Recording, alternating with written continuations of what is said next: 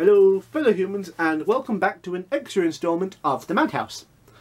Or at least, if you've already been here, then welcome back. If not, hello, we're all crazy here. Fun, isn't it?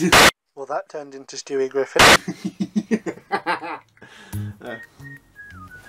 Today I'm doing another bookish thing. In fact, this week is practically all bookish, but that's because I'm going home in a few weeks and I'm not going to be able to be with my books for some time. I'm doing a recent reads thing because I have some thoughts on these books but not enough to do a full review. To begin with the recent reads, I'm going to talk about All My Friends Are Superheroes by Andrew Kaufman, and I say Kaufman because it's a German name, although because he's Canadian he might say Kaufman, which is wrong. But it's technically okay because it's an anglicisation of it, but I prefer to say things as they're intended to be pronounced. I did not enjoy this book in the slightest. In fact, it was infuriating. It's only short, I believe it's 100 pages. 108 to be exact. I mean, it was kind of fun and I liked the concept of trying to turn people's disabilities and eccentricities into a superpower so that they can, what's that word? Own them almost? Perhaps come to make use of them and see them as less of a disability. But it just annoyed me. It seemed to be romanticising some of the problems as well. I mean, there's one of the characters in this, the perfectionist, who has practically severe OCD. She's not just a perfectionist, she has a problem. She should seek immediate help, not call it a superpower. I mean, the love story in it was, in my view, not particularly sweet. It was just there and it could have been removed and been perfectly fine. It was merely a plot device for introducing various other characters who had their own problems to deal with. I don't quite know why. It wasn't funny. It's just called a wonderful and heartbreakingly funny tribute to love. It wasn't heartbreaking, it wasn't funny, it didn't seem that much to do with love, or that wonderful. But I have one friend who I think will actually love this, because sentimentality is not exactly my thing, so I might not be the best person or the intended audience of this book. There was Writer's Block by Judith Flanders.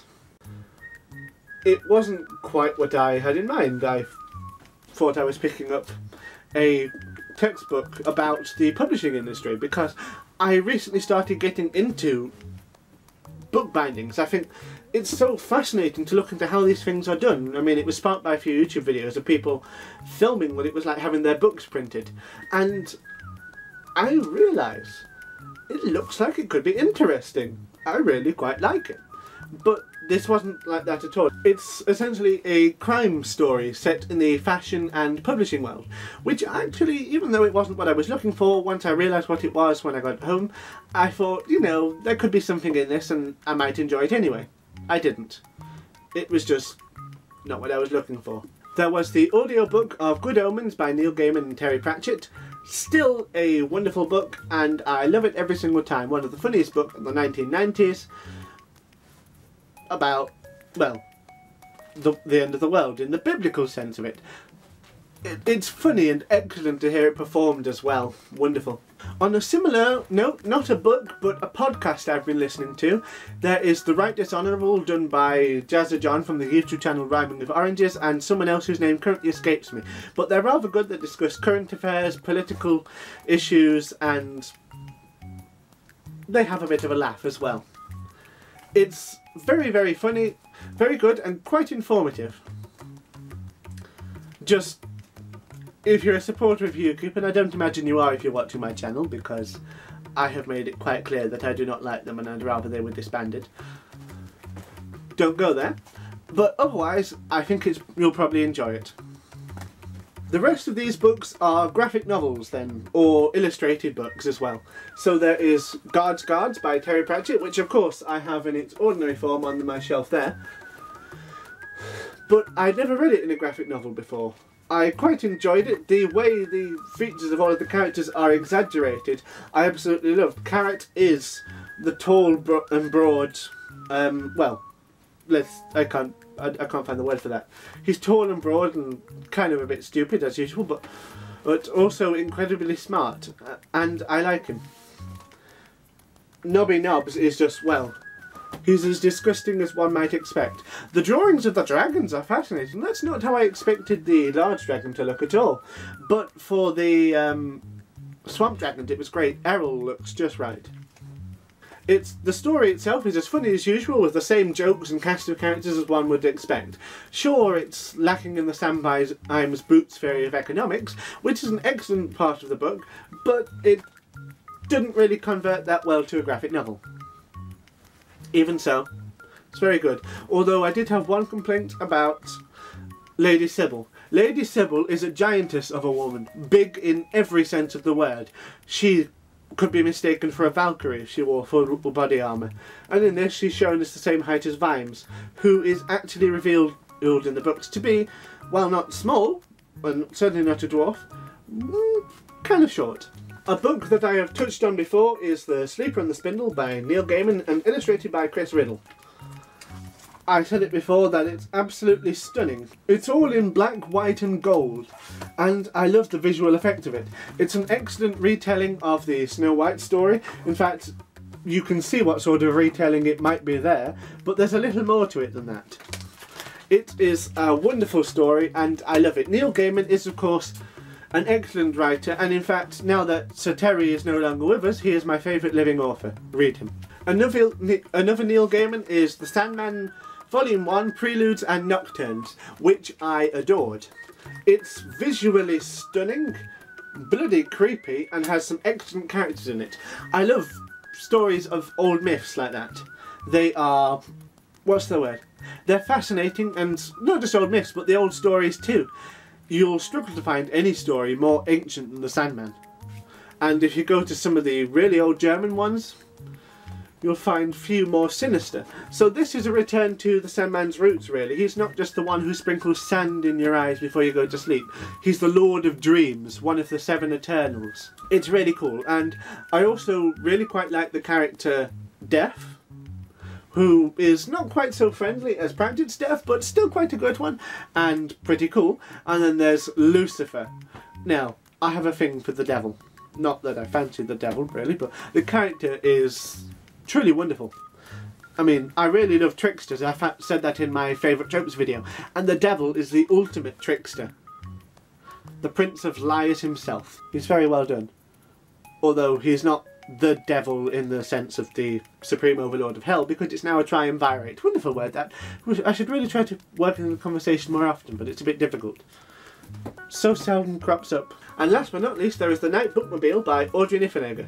Now, I presume you know who Audrey Niffenegger is. She's the author of The Time Traveller's Wife and Her Fearful Symmetry. I love that one. The Time Traveller's Wife was a much better film, I thought, actually. Although I still love the book anyway. This is a short illustrated book, and it's rather sweet. It's about this woman who is walking one night and goes in and finds a bookmobile. And in that bookmobile is, of course, a library. That library contains everything she has ever read, from the works of Jane Austen to cereal boxes. All of it. And as she gets older, the library itself grows, and she finds it again and again. And she wants to work there. She becomes a librarian so that she has the experience to work there. And in the end, when she finally does get to work there, oh, it's wonderful and sad and pretty and nice. And the art style is just really, really pretty. There's a lot of things in it that I love, and it's great. Niffenegger is an amazing author at times, not my favourite, but it's good. And the reason I picked this up was, okay, I knew her already, but also the blurb contains a recommendation from Neil Gaiman. The Night Bookmobile is a love letter, both elegiac and heartbreaking, to the things we have read and to the readers that we are. It says that what we read makes us who we are. It's a graphic short story, beautifully drawn and perfectly told, a cautionary fantasia for anyone who has ever loved books, and I hope the story of the Library of Alexandria finds its place on the shelves of the Night Bookmobiles of all of us who'd care. It's a treasure. It's lovely. And Neil Gaiman has an excellent taste in books. That'll have to do then, because there are a few books I did read recently, but I can't find them right now, so I'm not going to do it. My book recommendation is still The Dead House. Go and read it, and my review will be, well, probably there. Let me know if you have read any of these, what you think of the books, let me know, and if you have any recommendations for me based on these, because I'm always willing to look at more books, as you can probably tell from my massive pile over there, which I don't know if you can see, but I have lots of books. 900 of them in the house. At least 200 of them appear to be on my bed right now. And now I'm going to ask you a random question, because I remember speaking to some people and they said that it was a good idea because it helps to understand your audience better, and I love that. Because you are people, and at the moment I'm just staring at a camera, but I like to actually interact with you more. It's fun. So what should the question be? In keeping with the theme of the video, if you could have any superpower, what would it be? I already know my answer, and I'll tell you at the end of next week's video. Or whatever. We'll figure something out. What superhero power would you have? As always, please click like and subscribe and share, do all of the things because they make me happy and could help me.